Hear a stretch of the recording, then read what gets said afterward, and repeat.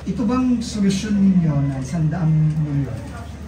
Sigurado ba kayo na masosolve na yung problema nito? Gagana na? Isa na namang pera ang nasayang dito dahil dito sa pumping station project. Ito po yung Sunog Apog Pumping Station. Ito ay nagsimula pa noong 2017 at ni minsan ay hindi daw ito gumana. Sinubukan pa daw itong i-turnover sa MMDA pero hindi nila tinanggap dahil palyado daw ito. At maniwala kayo sa hindi, umabot na sa 700 million pesos ang pinondo ng DPWH dito para maibsan itong baha dito sa Sunog Apog. Ito po yung sa part ng Manila. Kung makita nyo kabay, napakaraming mga residente ang nakatira dito. So, ang sabi pa daw ng mga residente, nung hindi pa nagawa itong flood control, hindi pa ganun kalala yung baha.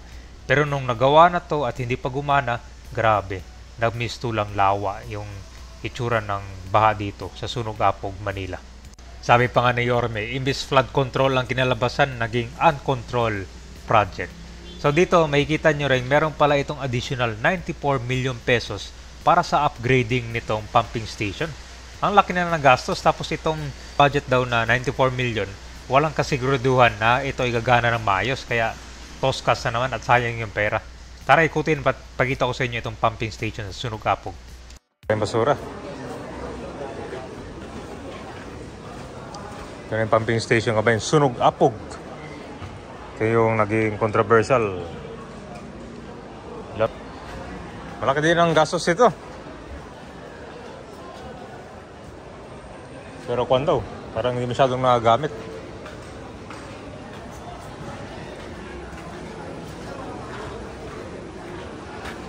At nandiyan na si Yorme. I-inspeksyonan nga nitong pumping station. Parang napakaraming mga tao ito ba yung tinamin, no? Nag-abang.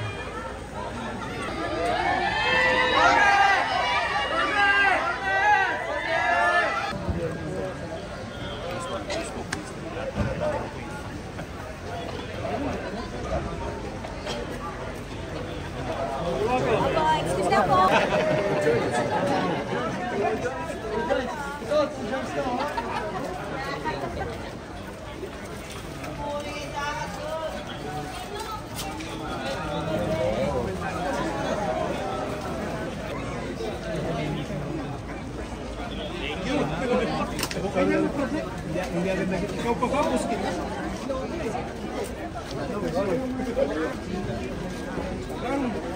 Lang.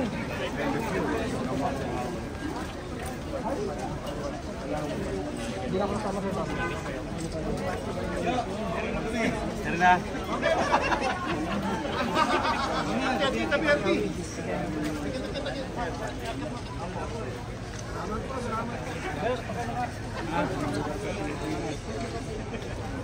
Ito 2018 pa po eh.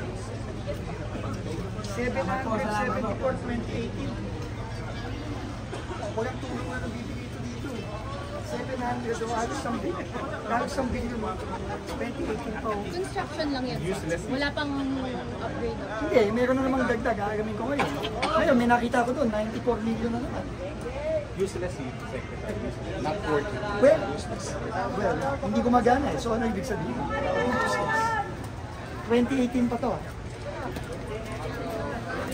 Ano yan? Para saan yan? Upgrading na? Sino nag-upgrade? Yung contractor? Same contractor? O sino yung contractor? Ginagawa sa Lebron James? Hindi, Lebron Construction siya. Sino yun? Nandito ba ngayon? Lebron. Ito, meron dito. Nasaan nga? Nandito ba? Lebron. Kakausapin ko yung mga.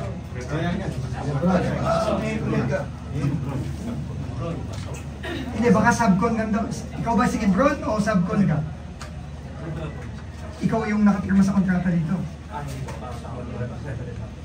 Hindi, pero yung kumpanya mo, yun ang contractor dito, Lebron. Solusyon ninyo na 100 milyon. Sigurado ba kayo na masosolve na yung problema nito? Gagana na. Kasi you were talking of the infrastructure.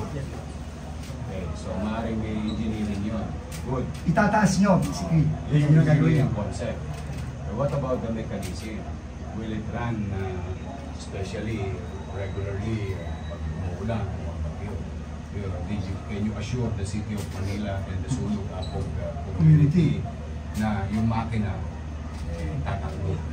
Kasi ito, mukhang hindi naman imposible ito eh. Sige, let's assume na tama kayo.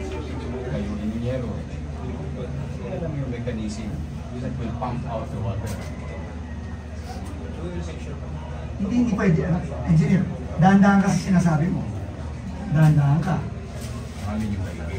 Kasi, Water increase sa MMDA. Kasi they have very good experience. paano pag ginastos yung 100 million tapos hindi pa rin gumagana?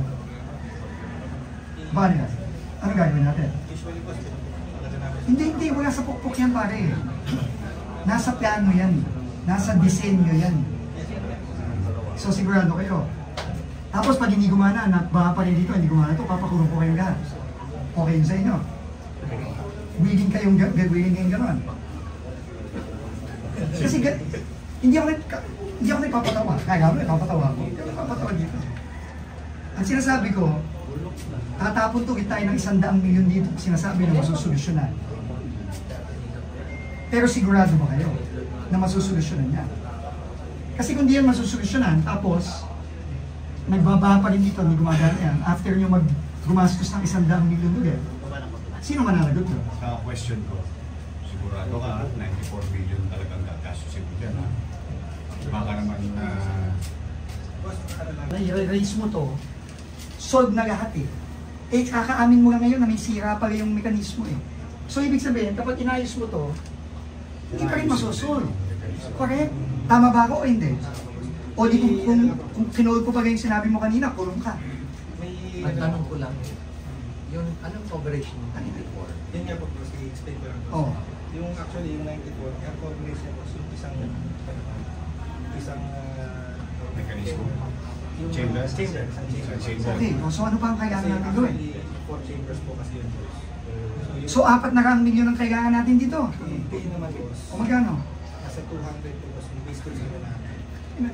Pero teka muna, pag may 200 million si Secretary Graves, kasi it's more than the resolution. Ako, as mayor, I'm finding solution. Kung kayo may kasalanan pinagdagawa at kung ikaw may gagawing kasalanan later on, ayok natuto ka na. Kapakanan ng sunog ako ang pinag-usapan. If you're going to spend 94 million and you needed 200 million, why don't you ask the Secretary now, Sir, diretsahan, I need 200 million.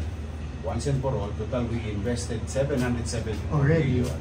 Then let's just put 200 million. Ang garantiya mo sa Maynila, sa DPWH, sa ICI, tatakbo, mekanismo, at yung pasilidad. Can we do that by 200? Can you assure me na tatakbo yan ang dalawang daan? Doon naman tutugma doon. Wala kasi sabi mo, 194 ang gagana na eh. Yung gagana po boss yung isang po. Hindi. Pero Alam mo, yan ang problema sa inyo dito sa DPWH. Wala nang phase 1, phase 2. Walang ganun. Doon nga nagka-leche-leche yan eh. Phase 1, phase 2 eh. Pundasyon, di ko pa nakikita yung pundasyon, 100 milyon na. Oh, kaya dapat hingin nyo na yung buo. Dapat kayo, ang iniisip nyo, paano nyo papaganahin yung buo? Kasi, nung 2020, diniliver to, buo eh. Binayaran nyo, buo eh. Dapat gumagana eh. 5 years na hindi gumagana eh. Tapos ngayon, papachi-pachiin nyo na naman. Ano, 200? Ano kaya nyo sa amin? Tanga. 200. Ang assessment mo as bagong ARD. Tatakbo, can you assure ICI? DPWH? Saruhin ko yung point perspective ng ICI. Maski mapaganan nyo yan, istigang pa rin Oh, yung obligasyon. paparusahan pa rin namin yung nagkabalikan. Alam mo, ano eh, huwag nyo na... Kasi hindi kami engineer ng Mayor Benji, pero hindi naman kami tanga eh. Huwag nyo kami gagawin tanga. Di ba? Sabihin nyo lang yung totoo. Di ba?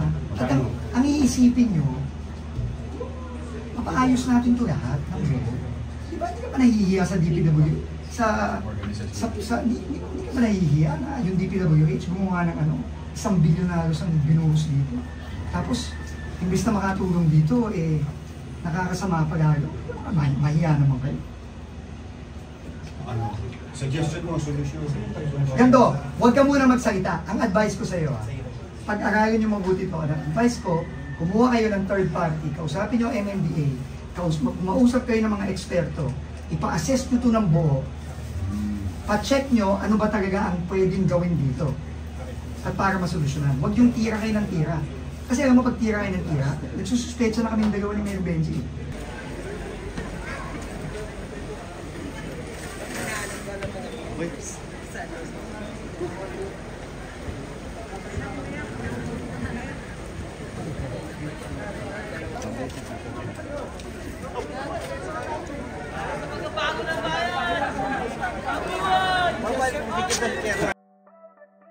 At yun po yung sitwasyon nito sa Sunog Apog Pumping Station. Nakakalungkot lang dahil totoong nakikita nyo dito malaki na yung nagastos. Tapos meron pang additional 94 million pesos para sa upgrade. Eh hindi naman totally na nagamit to. Ito ay kulang pa ng permit, walang kuryente yan. So dito sila nakarely sa generator. Yan lang yung source of electric nila dito. So ganyan katindi. So yun ang sabi ni Sec Vince Dizon, mukhang ipapahinto muna ito. Kasi kawawa yung mga taga Sunog Apog ito kabayan, talagang matinding ba ang nakuha nila.